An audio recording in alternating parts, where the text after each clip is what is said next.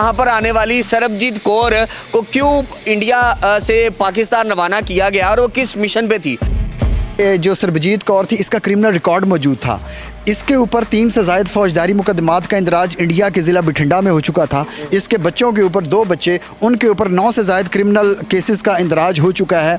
अब क्वेश्चन ये रेज़ होता है कि इंडिया की लॉ इन्फोर्समेंट एजेंसीज़ ने क्या सरबजीत कौर को जो वीज़ा, जो सिक्योरिटी क्लियरेंस दी, वो जानबूझकर वीज़ा प्रोटोकॉल्स और सिक्योरिटी प्रोटोकॉल्स को रिलैक्स किया? आंधी बन के आया हूं मैं, मेरा हौसला भी अय्याश है। ये ट्रेंड चलता है जिसमें बाकायदा दिखाया जाता है कि एक स्पाई जो है वो पाकिस्तान में निकलता है तो फड़ाया जाता है। सबसे पहले तो आपने ट्रेंड फ्लॉप कर दिया उनका। इंडिया की अगर बात की जाए तो वो स्पाई जो पकड़ते हैं वो सिर्फ फिल्मों की हद तक पकड़ते हैं। 4 नवंबर को वो आती है, 5 नवंबर को अपने आशना जिसके साथ गुज़श्ता 6 साल से बकौल उसके वो राब्ते में थी और फ़रूखाबाद शेखुपुरा का वो रिहायशी था, उसके साथ वो भाग जाती है और सबसे पहले इलीगैलिटी उसने इधर कमिट की, क्योंकि वो जहाँ पे गई, जिधर भी गई, लेकिन वो 6 जगहों पे गुरुद्वारों के ऊपर मौजूद नहीं थी। उन्होंने यात्रा की वीज़े का गलत इस्तेमाल करके यहाँ पे शादी की। दोनों बेटे शादीशुदा हैं, बच्चों वाले हैं, तो अब पता नहीं इसने ऐसी हरकत क्यों की। पाकिस्तान के अंदर वो गैर कानूनी रह रही है, तो सारे सवालिया निशान पाकिस्तान पे उठ रहे थे। तो इस वजह से मैंने और अली चंगेज़ी संधू साहब ने मिलके इनको आज डिपोर्ट करने के लिए बॉर्डर पे ले जाया गया है। होपफुली थोड़ी देर में हो जाएगी। सलाम पाकिस्तान, मैं हूं आपका होस्ट मोहम्मद अशर और आप लोग देख रहे हैं सोशल पाकिस्तान। एक नई कहानी के साथ आपका मेज़बान हाजिर खिदमत है। सीमा जैसी खातून जो है वो कामयाबी के साथ इंडिया में ज़िंदगी गुजार रही है और पाकिस्तानी होने के साथ साथ बहुत सारी इतलात जो है वो पाकिस्तान भेजती भी है। मगर यहाँ पर आने वाली सरबजीत कौर को क्यों इंडिया से पाकिस्तान रवाना किया गया और वो किस मिशन पे थी? नाज़रीन सामाईन, यहाँ पे आती है, 2 बच्चे और 1 खामद के होने के बावजूद अपने आशना के साथ निकाह करती है और उसके बाद यहाँ पे रहने की कोशिश की जाती है। ये साजिश थी, ये मामला था क्या? बाकायदा तौर पे मेरे साथ इस वक्त पार्लिमानी सेक्रेटरी मौजूद हैं जनाब महेंद्र पाल सिंह साहब और उसके साथ साथ अली चंगेज़ी एडवोकेट साहब। ये 2 शख्सियात ऐसी हैं जिनकी बड़ी कामयाबी है। आज इन्होंने बाकायदा यहाँ पे इदारों को जो है वो एक्टिव किया और उसके बाद एक बड़ा जो है एक्शन देखने को मिल रहा है कि सरबजीत कौर की डिपोर्टेशन जो है उसका मामला चल निकला है और अब से कुछ देर में पाकिस्तान से निकाल दिया जाएगा। जी हाँ नाज़रीन, ये मामला है क्या, इसके हक़ाइक़ क्या हैं और सरबजीत कौर को पाकिस्तान से निकालने में इन्होंने क्यों किरदार अदा किया, मामला क्या है, तमाम तरह हक़ाइक़ जानते हैं। सर, सबसे पहले तो आपकी तरफ आता हूँ।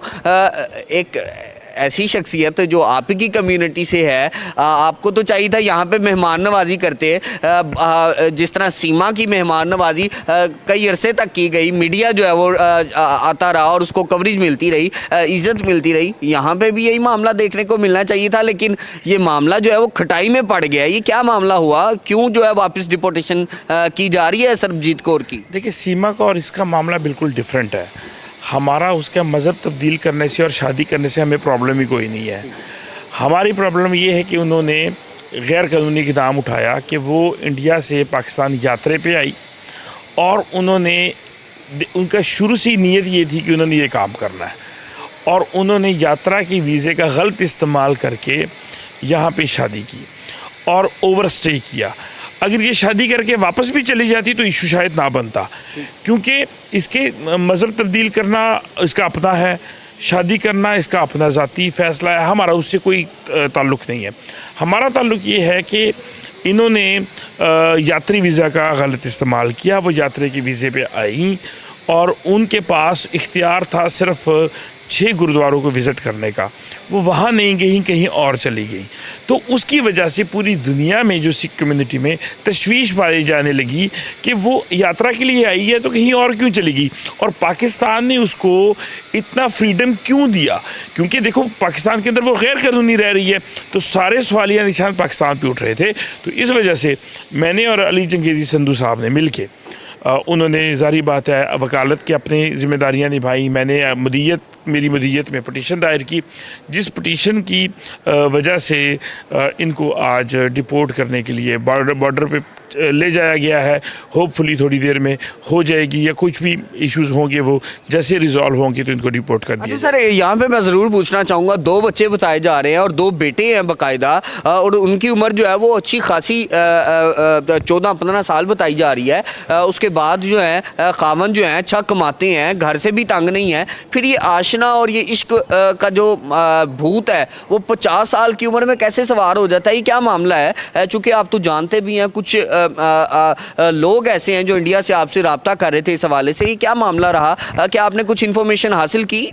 इनके दोनों बच्चे शादीशुदा हैं, दोनों बेटे शादीशुदा हैं, बच्चों वाले हैं। तो अब पता नहीं इसने ऐसी हरकत क्यों की, ये तो वो खुद बता सकती है कि उसके सर पे कौन सा इश्क का भूत सवार था। यानी 50 साल में वो जाग गया इश्क का भूत। 70 के साल में भी कर लेती है, हमें उससे कोई एतराज़ नहीं था। हमें सिर्फ एतराज़ वो एक ही रहा, एक ही, कि उसने वीज़े का गलत इस्तेमाल किया, जिस वजह से कल पाकिस्तान के ऊपर यात्रियों के ऊपर पाबंदियाँ लग सकती थी।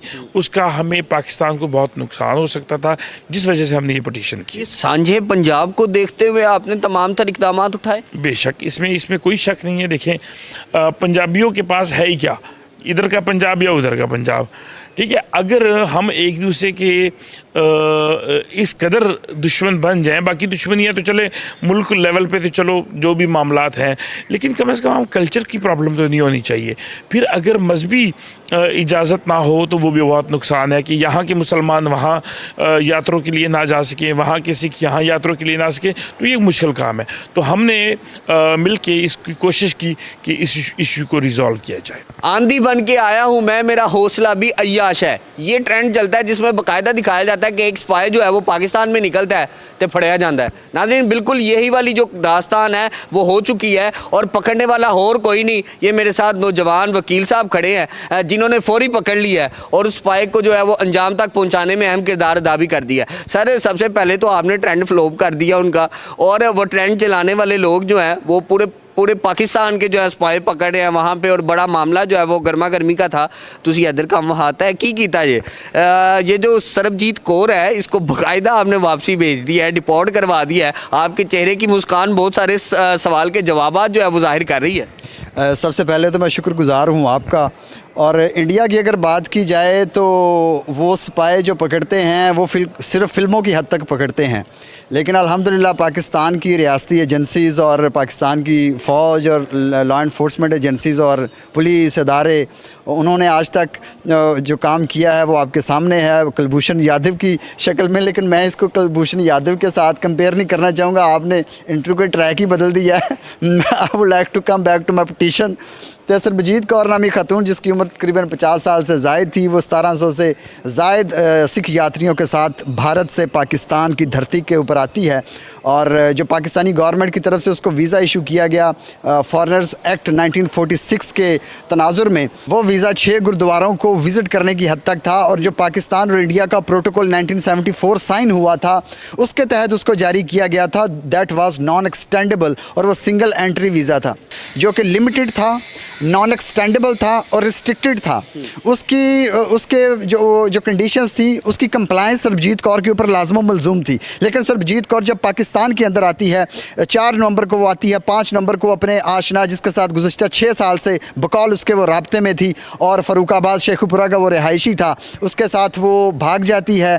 और सबसे पहले इलीगैलिटी उसने इधर कमिट की, क्योंकि वो जहाँ पे गई, जिधर भी गई, लेकिन वो 6 जगहों पे गुरुद्वारों के ऊपर मौजूद नहीं थी, जिसकी वजह से उसने first illegality that was committed by Sarabjit Kaur, वो 4 नवंबर को थी। आपको नहीं लगा कि ये पिटीशन जो है 2 प्यार करने वाले, मोहब्बत करने वाले पंछियों को जुदा कर देगी? ये पंछियाँ ले भी मैं आना, पहले मेरा कानून सुन लो।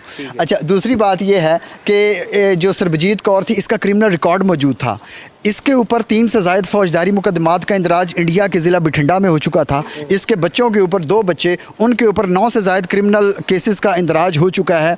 अब क्वेश्चन ये रेज़ होता है कि इंडिया की लॉ इन्फोर्समेंट एजेंसीज़ ने क्या सरबजीत कौर को जो वीज़ा, जो सिक्योरिटी क्लियरेंस दी, वो जानबूझकर वीज़ा प्रोटोकॉल्स और सिक्योरिटी प्रोटोकॉल्स को रिलैक्स किया, या उसको क्यों उन्होंने सिक्योरिटी क्लियरेंस दी, ये बड़ा इंपॉर्टेंट क्वेश्चन है। उसके बाद पाकिस्तान के ऊपर ये क्वेश्चन आता है, या पाकिस्तान के ऊपर नहीं, पुलिस के ऊपर ये क्वेश्चन आता है कि जब आपको पता चल गया 4 से 5 नवंबर के दरमियान सरबजीत कौर भाग गई, 5 नवंबर को उसने निकाह किया और 6 नवंबर को इलाका मजिस्ट्रेट के सामने उसने कन्फेशनल स्टेटमेंट दी कि मैं भागी हूँ, मैंने निकाह किया है। हमारा उसके निकाह के साथ और मज़हब की तब्दीली के साथ कोई ताल्लुक़ नहीं है। ये आई हुई किसी भी खातून को, किसी भी मर्द को, पाकिस्तानी गवर्नमेंट को चाहिए कि वो वीज़ा जो कंडीशंस हैं उसको वायलेट करने की इजाज़त ना दे और कंडीशंस की पासदारी उनके ऊपर लाज़िम मज़लूम है, ताकि वो यात्रा या पिलग्रिमेज जो वीज़ा है उसका मिस यूजेज होने से उसको बचाया जा सके। नाज़रीन, केस तो अभी ज़ेर इल्तवा है, मगर बड़ी खबर ये है कि वो शख्सियत जो यहाँ पे बड़ी बड़ी गेम करने जा रही थी, मिशन फेल्ड हो गया है और वो जंसीज जो राह के हवाले से यहाँ पे अपने पाँव जमाने के कुछ ना कुछ कोशिशें और साजिशें करती है। नाज़रीन, वो नाकामी के साथ एक दफ़ा फिर से पाकिस्तान की कामयाबी को देखते हुए रोना धोना कर रही है और इंडियन मीडिया के ऊपर वावेला जो है वो इस वक्त जारी हो सारी है। पाकिस्तान जिंदाबाद, पाकिस्तान की अफवाज जिंदाबाद और यहाँ पे काम करने वाले तमाम इदारों को सलाम है। इसी के साथ आज के प्रोग्राम से मुझे दीजिए इजाज़त। मुलाकात करूँगा अगले प्रोग्राम में। अल्लाह ने के बाद।